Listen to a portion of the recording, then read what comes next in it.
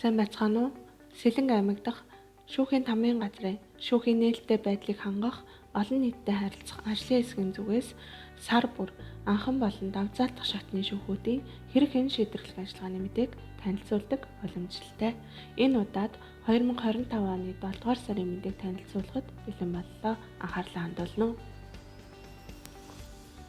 Эрүү иргэний хэргийн давзаалтах шатны шүүх 2025 оны 7 сарын 1-ээс 2025 оны 7 сарын 31-ний байдлаар иргэний хэрэг нийт 9 нэхэмжлэл хүлээн авч хэрэг хэн шийдвэрлэх ажиллагаанд 18 хэрэг байна.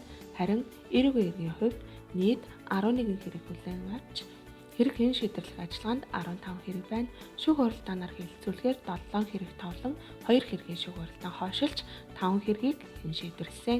Зөрчлийн хэргийг авч үзвэл хүлээн авсан 6, шүүх хуралдаанаар хэлэлцүүлэхээр товлсон 5, хэн шийдвэрлсэн 5 хэрэг байна.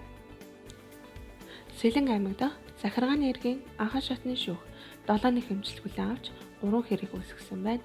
Нийт 24 хэрэг хэрэг хэн шийдвэрлэх ажиллагаанд байгаа ба 12 хэргийг төтгөлзүүлсэн төлөвтэй байна.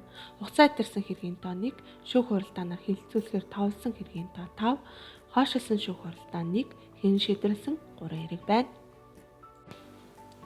Сэлэнг аймаг дахь сум дундын анхан шатны шүүхийн иргэний эргийн хувьд 2025 оны 7 сарын 1-ээс 2025 оны 7 сарын 31-ний үеийн байдлаар 168 нэхэмжил хүлээн авч 13 нэхэмжлийг хүлээн авахаас татгалзсан. Үүнээс хэрэг үүсгэсэн 126 хэрэг байна.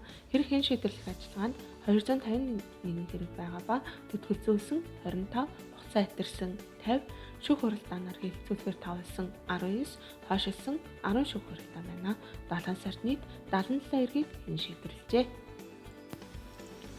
Сэлэнг аймаг дахь сум дундын анхан шатны шүүхийн эрүүгийн хэрэг 27 хэрэг хүлээн авч 1 хэргийг прокурорт заажээ. Шүүх хуралдаанаар 22 хэргийг товлж 8 хэргийн шүүх хуралдаан хойшилсан байна.